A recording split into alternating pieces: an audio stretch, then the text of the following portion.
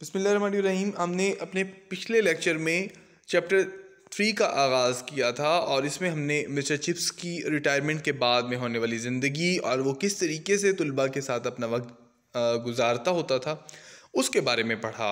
हमने ये पढ़ा कि मिस्टर चिप्स कहाँ पे रह रहा था और मिस्टर चिप्स की रिहाइश मिसेस विकेट के घर में एक कमरे में थी और वो घर की हालत कैसी थी। इससे मुतल्लिक कुछ ऐसे सवालात हैं जो आज मैं आपको बताऊंगा जो कि पेपर में आ सकते हैं। ठीक है, मसलन ये सवाल आ सकता है, where was Mister Chips living after his retirement. कहाँ पर मिस्टर चिप्स रह रहा था अपनी रिटायरमेंट के बाद। इसी तरह सवाल आ सकता है कि who was Mrs wicket, Mrs wicket कौन थी। ठीक हो गया, ये सवाल आ सकता है। इसके अलावा what were mister chips habits after retirement, mister chips की रिटायरमेंट के बाद क्या आदत थी। हमने ये पढ़ा चैप्टर 1 में भी कि वो जासूसी नावल पढ़ा करता था चैप्टर 2 में। इसके अलावा वो बच्चों से गपशप लगाता और इसके अलावा उनको इनवाइट करता और इसी तरीके यादों में महव होकर वो अपनी वक्त गुजारा करता था।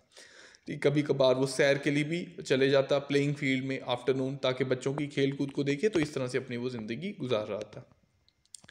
इसके अलावा हमारे पास ये भी एक सवाल इसमें मौजूद है कि हु वाज मेजर कॉलिंगवुड। तो मेजर कॉलिंगवुड वो शख्स था जिसको मिस्टर चिप्स ने कभी सज़ा दी थी एक दफ़ा, जब वो एक जगह छत पर चढ़ गया था गटर से पाइप निकालने के लिए, तो अपनी वो गर्दन तुड़वा सकता था जो है ना वो इस शरारत करते हुए। तो मिस्टर चिप्स ने उसको पिटाई की थी उसकी।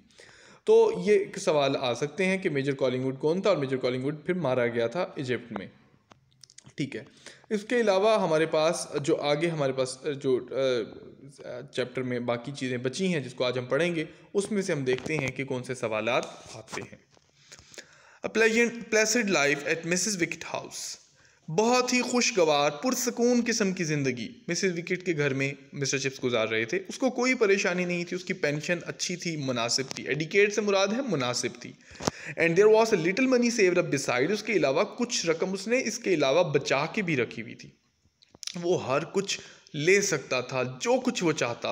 उसका रूम बेहतरीन तरीके से स्कूल के उस्तादों के जायके या तौर तवार के मुताबिक से तरतीब दिया गया। कुछ किताबों की शेल्फें, इसके अलावा ट्रॉफियाँ, इसके अलावा एक mantelpiece crowded with picture card and signed photograph of boys and men and one Turkey carpet, तुर्की से आया हुआ कालीन, इसके अलावा बच्चों की तस्वीर और बहुत सारी ऐसी चीज़ें जो कि फिक्सचर कार्ड जो कि किसी इवेंट में शामिल होने के लिए मौजूद होते हैं, उसमें वो मौजूद होते हैं। Easy chair, picture on the wall, तस्वीर पर एक तस्वीर भी ऑफ द एक्रोपोलिस। एक्रोपोलिस एक शहर है जो कि बुलंदी पे तामीर किया गया, उसकी तस्वीर के बारे में बात की जा रही है। And the forum, nearly everything had come out of his old masters room in the school house. तकरीबन तमाम जो चीज़ें यहाँ पे इसके कमरे में मौजूद थी वो इसके पुराने स्कूल के कमरे में से वापस आई थी।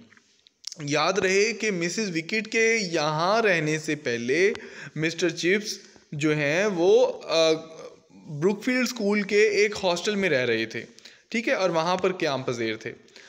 The books were chiefly classical, जो किताबें थी वो क्लासिकल थी। अब जब हम क्लासिकल की बात करते हैं तो क्लासिकल से मुराद यहाँ पे हमारा ग्रीक और यूनानी यानी ग्रीक यानी यूनानी लिटरेचर या रोमन लिटरेचर हमारा मुताला, उस सिर्फ हमारा रेफरेंस होता है। For that he had been his subject, क्योंकि वो उसका सब्जेक्ट था। अब हमें ये मालूम हो जाता है कि मिस्टर चिप्स पढ़ाया क्या करते हैं। मतलब सवाल आ सकता है, what subject Mister Chips use to teach at Brookfield, कि मिस्टर चिप्स क्या सब्जेक्ट पढ़ाया करते थे। तो ये जवाब इसका ये बनेगा कि मिस्टर चिप्स जो है ना वहाँ पे क्लासिकल सब्जेक्ट यानी लैटिन और ग्रीक लैंग्वेजेस पढ़ाया करते थे।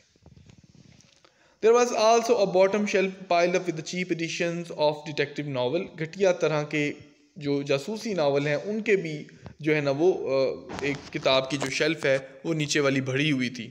Chips enjoyed these, sometimes he took down, अच्छा चिप्स enjoyed these, चिप्स इनको पढ़कर लुत्फ अंदोज होता। Sometimes he took down a Virgil and Xenophon and read for a few moments, but he was soon back again with Dr. Thorndyke or Inspector French. कभी कभार वो Virgil और जेनोफिन को पढ़ता। ये दोनों यूनान के मशहूर लिखारी हैं उसके रोमन।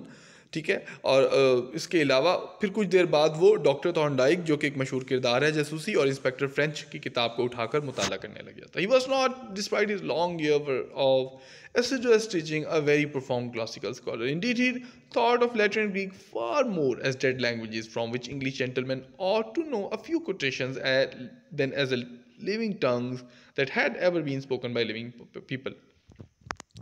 कि बहुत ज़्यादा पढ़ाई के बावजूद भी वो एक बहुत आला शान किस्म का जो है ना वो स्कॉलर नहीं था। अगरचा उसने लातीनी और ग्रीक ज़ुबान को पढ़ाया, लेकिन उसका ये मानना था कि ये अब मुर्दा ज़ुबानें हो चुकी हैं, जिसमें से अंग्रेज़ी जो लोग हैं, अच्छे आला नस्ब अंग्रेज़ी लोग हैं, उनको इन पुरानी लैंग्वेजेस से यानी ग्रीक और यूनानी लैंग्वेजेस से कुछ ना कुछ सीख लेना चाहिए, कोई कोटेशन, कोई अक़वालें ज़री कहीं बताने के लिए। ठीक हो गया, ठीक हो गया।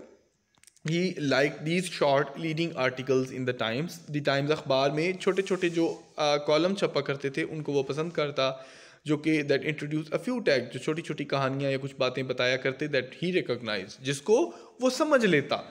तो to be among the swindling number of people, ये उन घटते हुए लोगों में से एक था जो इस तरह की यूनानी या जो है और रोमन लैंग्वेजेस की छोटी छोटी कहानियों को समझ पाता। was to him a kind of secret and valued Freemasonry। तो ये एक इस किस्म के लिए खुफिया किस्म का एक जो है ना वो एक शोबा था। फ्रीमेसनरी से मुराद यहाँ पर एक तंजीम है जिसके ग्रुप के जो लोग हैं वो एक जो है ना वो आप समझ सकते हैं कि किसी इदारे के लिए काम कर रहे होते हैं या अपने मकासद के लिए काम कर रहे होते हैं। ये उस दौर में फ्री मेसनरी तालीम यहूदियों से लेकर बड़ी मशहूर रही है, जीव से लेकर। तो ये वो यहाँ पर कहना वो ये चाह रहे हैं कि अपने आप को जब वो अखबार में यूनानी या ग्रीक या रोमन लैंग्वेज में कोई चीज़ मिलती तो अपने आप को पढ़कर खुश महसूस करता कि भाई समझने वालों में मैं हूँ, क्योंकि मॉडर्न जो इंग्लिश के लोग थे उनको ग्रीक और रोमन लैंग्वेज नहीं आती थी।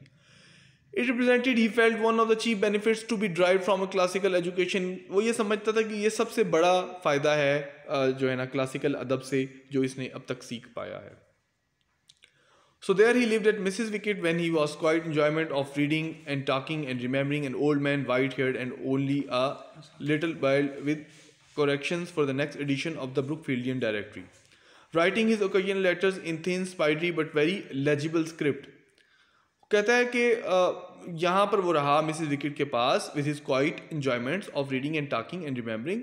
तो ये उसका यानी रिटायरमेंट के बाद लुत्फ उठाना, पढ़ना, गुफ्तगू करना, याद करना, बूढ़े शख्स की तरह सफ़ेद बाल और हल्का सा गंजा हो चुका था, लेकिन अभी भी अपनी ज़िंदगी में वो एक्टिव था, चाय पीता, लोगों को मिलता, अपने आप को मसरूफ़ रखता। इसके अलावा ब्रुकफील्डियन की डायरेक्टरी जो है उसको वो ठीक करता, जिसमें कभी कभार वो खतूत भी लिखता, thin, spidery but very legible script, लेकिन पढ़े जाने वाली लिखाई लिखता। He had new master to tea, नए जो टीचर्स आते उनको टी पे बुलाता, इसके अलावा नए बच्चों को भी टी पे बुलाता। और इसके अलावा there were two of them the autumn term, and as they were leaving after their visit, उनमें से दो ऐसे लोग थे मौसम ख़ज़ां के टर्म में जो कि छोड़ के जा रहे थे। And one of them commented, जिसमें एक ने कहा, क्वाइट अ कैरेक्टर, क्या खूब किरदार है, the old boy is naughty, ये बूढ़ा लड़का कैसा, ऐसा नहीं है क्या। All that first about mixing the T, चाय की प्याली में चमचा हिलाने के ऊपर इतना बड़ा शोर शराबा। टिपिकल बैचलर, एक मखसूस किस्म का कंवारा। If he ever there was one, अगर कभी भी कोई रहा हो। अब टिपिकल बैचलर, एक मखसूस किस्म का कंवारा, लोगों को नहीं इल्म था कि मिस्टर चिप्स ने कभी शादी की थी। ठीक है, तो which was oddly incorrect because chips what not bachelor at all, chips कभी बैचलर नहीं रहा था। ही हैड मैरिड, उसने शादी की थी। दो it was so long ago, बहुत पहले की बात है कि अब ब्रुकफील्ड में कोई भी उसकी बीवी को याद नहीं करता। तो इसके साथ ही हमारा ये चैप्टर इख्तिताम पज़ीर होता है। हमने यहाँ पे मिस्टर चिप्स की रिटायरमेंट के बाद की होने वाली गुफ्तगू, कुछ इन्फॉर्मेशन, उसकी वक्त गुजारी की जो चीज़ें हैं, बातें हैं, किस तरीके से अपने आप को मसरूफ़ रखा। एक तकलीफ दे एस्पेक्ट इस नावल का ये है कि मिस्टर चिप्स के बुढ़ापे को एक दिखाया गया है, जो कि एक तकलीफ दे काम है। बुढ़ापा जब भी आता है, एक परेशानियाँ, यादें, बातें और इन सब बातों से का मिक्सचर होता है। तो मिस्टर चिप्स के बुढ़ापे को देखकर, और इस बुढ़ापे में जब उसका हमसफ़र उसके साथ नहीं था, उसकी बीवी उसकी फ़ौत हो चुकी थी, तो ये नावल को एक मुमताज़ बना देता है। इसी वजह से इस नावल की अब तक करोड़ों कापियाँ फ़रोख्त हो चुकी हैं और दुनिया में सबसे ज़्यादा पढ़े जाने वाले नावल में ये शुमार होता है। मुझे इजाज़त दीजिएगा, हम इसके बाद चैप्टर 4 का आगाज़ करेंगे। इसके साथ ही अल्लाह हाफ़िज़।